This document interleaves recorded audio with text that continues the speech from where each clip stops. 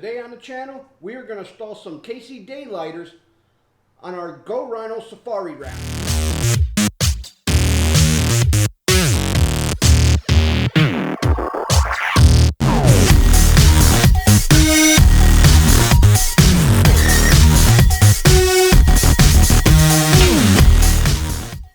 What is up, everybody? I hope everybody's doing great out there today.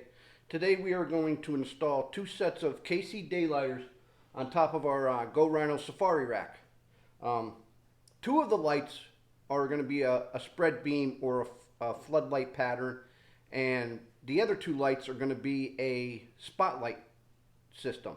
And the spotlight system will go in the center with the spread beams or the floodlights on the outside. That way we have more light visibility on the outside of the vehicle, so when we're off-roading at night and driving some of the dirt roads, we could light up the trail a little bit better. But before I get started on this, I'm going to want to touch base with you guys about a new social media group that has started, and it's called Social Adventures.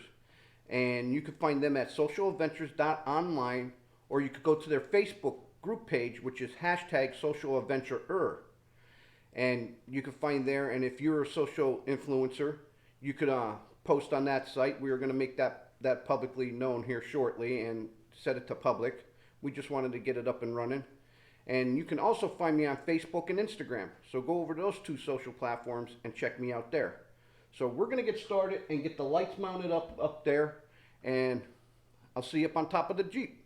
Now that I have my KC lights laid out to the pattern that I told you that I was going to go, the spots are in the middle with the flood beams on the outside. So all they are a 3/4 inch nut on the bottom of the lights with the locking washer, and just take that off. And I have some towels here, so this way I don't scratch the lights or scratch the hood of the thing. And it comes with these rubber grommets, and all you got to do is put your light on there. You could hold it here, put your bottom grommet on,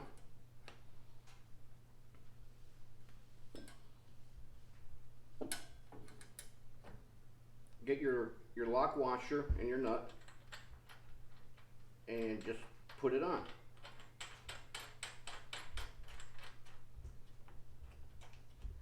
And these will adjust.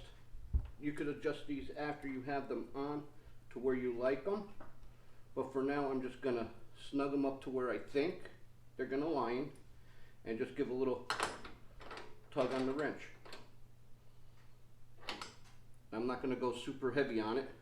And here are the wires, which are plug and play into your harness, which I'm probably going to run these underneath here like so, and follow the roof rack over to the side rails over there. And I might even zip tie these in place, so this way they don't move. So once again, you just get your light, take off your nut off the end, because this is how they come. Now this one on the outside is the flood beam, and this one that I'm going to be installing now is the spot beam.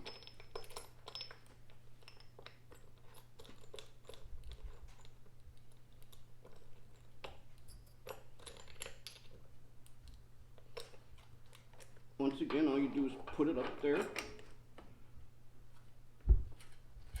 hold it in place,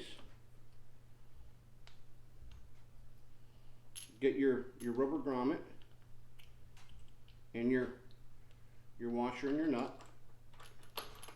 Kind of a little bit difficult to do it one hand, but once you do a couple of these, it's not that hard. You learn all the little tricks.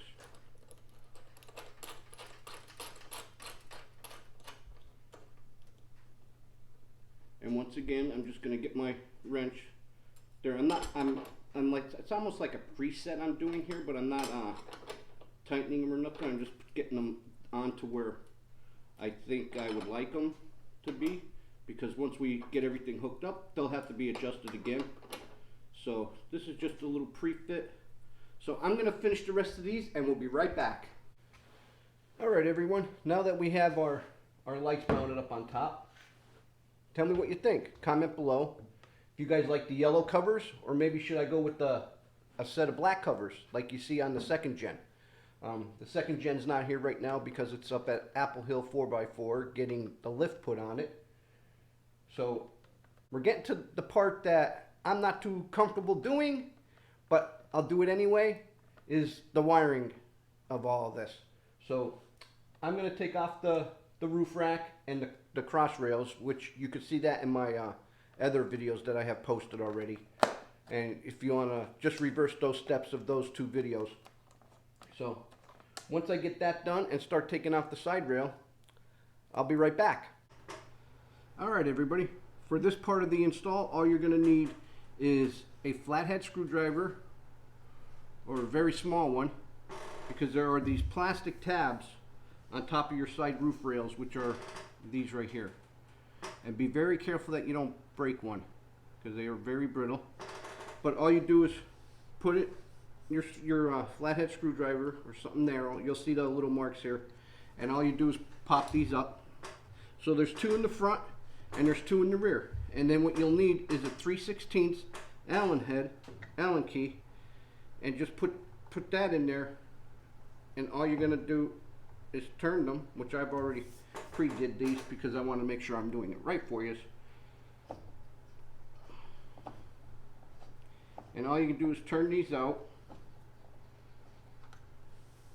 and your roof bar should be loose, and then just finish unloosening them. Now in the back, when you take these off, there's a tab on the inside of the rail underneath the rubber grommets here, which I'll flip it around and show it to you here. But once you get that, and then you'll see that your bar is loose, and then in the back there's a little tab. Here's the back tab right here, and all that is a push tab that secures it into, and all you need to do is reach in there. Once you pull it up a little bit, get a flathead screwdriver and pry it and push these apart, or push them in, and they'll pop right off. But then there's a rail here. I'm going to put this right here.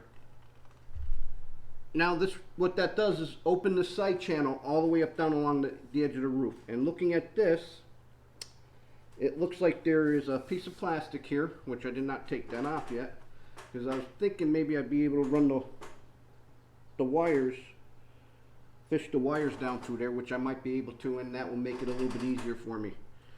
So once I get the wiring ran up here on the roof, I'm going to drop it down into the back, and I will take you down into the back and show you which way I'm going to route the wires from there.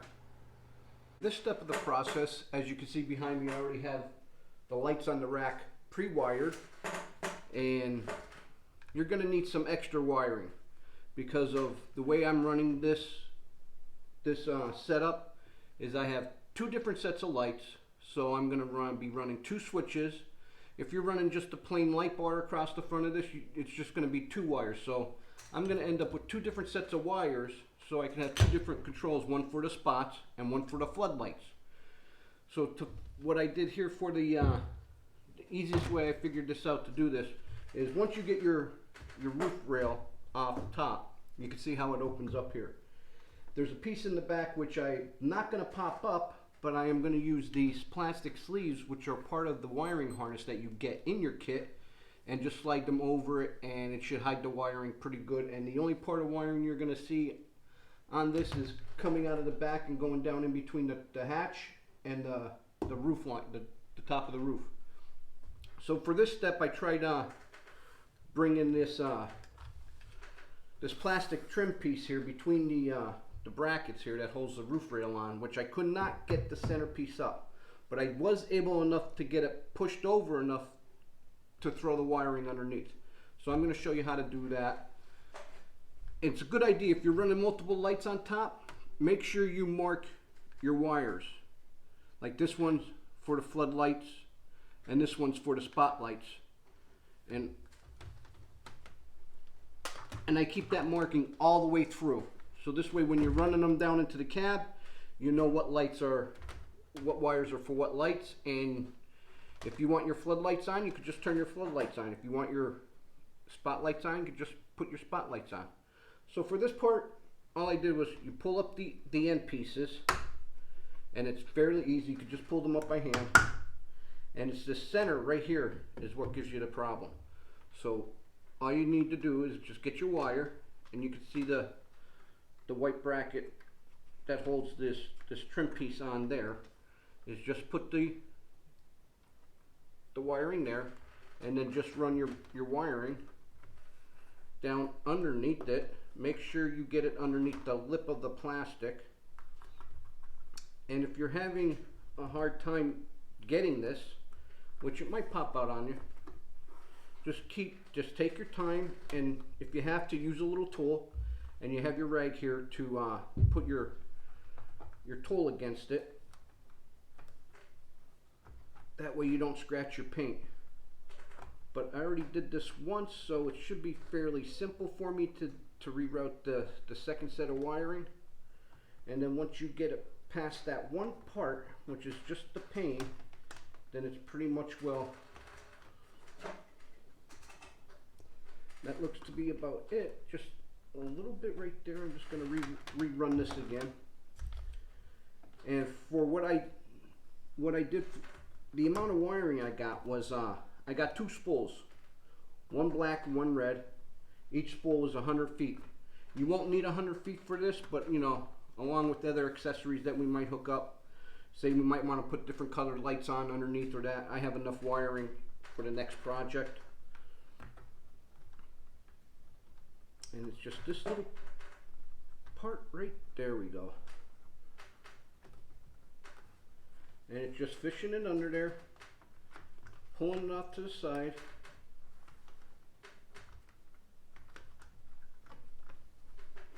And all you got to do is just make sure, if you can't, if you don't think it's in you, like you'll see the wiring, just get it in your little tool, and just be careful against the paint, and just push it down underneath there. And that looks to be about, oh, that one popped out again. That looks to be about good. And then now I have my wiring is now ran for this this project here.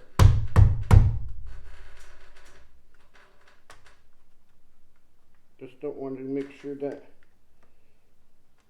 you're hitting the wiring.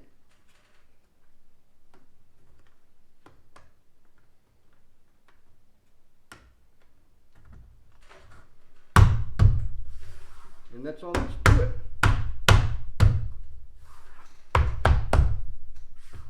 And my wiring's in there. It's nicely hidden and tucked away. So then what I'll do is just take this wiring, and I'll just run it and cut it to the same length as the other one, because like I said, I'm going to run this all on the inside of the cab and then back out through the firewall to the relays and then back in. So once I start wiring it over the other side, I'll hook back up with you guys and show you where I'm making progress at. But once again, I'm getting ready to put the roof rail back on. And just remember, just if you're running multiple accessories, mark your wires as to where they go. So this way you're not playing the rerouting game and have to take everything apart. So back, because I'll just go. All right, now that I'm back and I'm off the top of the roof, and I finished running the wiring, so let me show you what I did here. I came down off the roof right here. The wires come from behind the roof rail. They come down into the hatchback, down along here, and inside the back side of the tail light there. And then once they go inside the tail light, then they come out right here. Let me get on this side. Then they come right here. I left the blue wrap on there so you could see which way the wiring comes out. But let me get the light for you so you can see a little bit better. And then once it comes out from there, I sent the wiring down underneath your storage rack there and in between the seats. So now let me show you where it ends up coming out on the side of the vehicle and why I ran the wiring this way. The wiring comes down along here and goes underneath the trim molding. And right there you can see where a little bit of the wiring comes out, but that's fine, I'm happy with that. Then we'll go up to the front. Once again, the wiring comes down along the trim molding, and then I have it go up in here, right here. I had the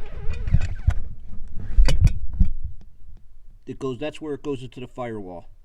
Once it comes out of the firewall, then I have it up here to where all the hookups for the batteries at.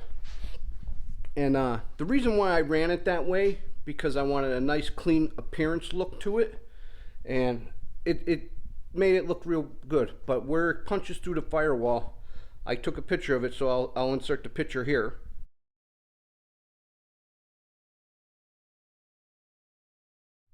Then once it comes out of the firewall, I fished all the wire up from behind here, which you do have to take the battery off, or the battery out, to finish fishing your wire up. But what you also have to do for the connections is cut that piece out right there for your battery.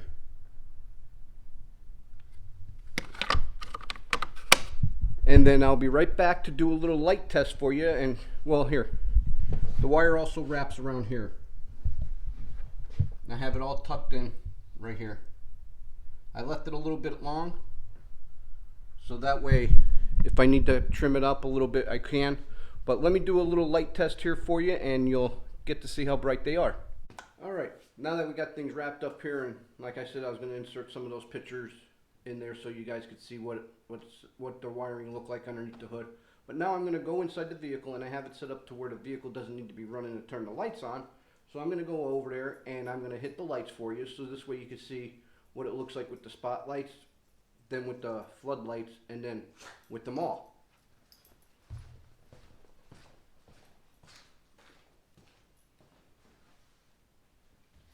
Now here's the spotlights.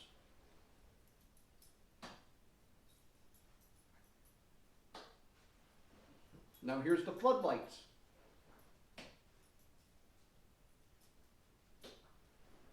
Now I'll put all 4 KC daylighters on, and you tell me what you think.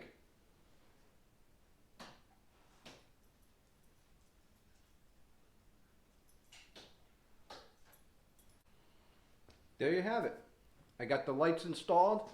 The lights are now operational, and at the in this video I'll share the link on how to wire your switch, which I put on the A-pillar of this install. As I moved all the switches up to the A-pillars, which I used the Daystar A-pillar switch, and they give you four rocker switches in there, which we only use 2 for this application. So maybe that's why we have so much wire running into the engine compartment here, is because I also have the wiring for 2 more rockers, so I could put 2 more accessory on the Jeep. And I'm thinking about maybe another light. I'm not sure, and I'm not gonna let it out of the bag yet where it's gonna go. But I hope this video helps everybody out there. Don't forget to check me out on Facebook and Instagram, and check me out at socialadventures.online, and you can check out all the other social adventures there. We'll be making appearances at different car shows and different events, so stop by and check us out. That's all I have for now. So if you like what you're seeing, give me a big thumbs up. Don't forget to smash down on that subscribe button as always. And I'm Joe, driving truck and hunting bucks is how I roll with Wicked Fabs.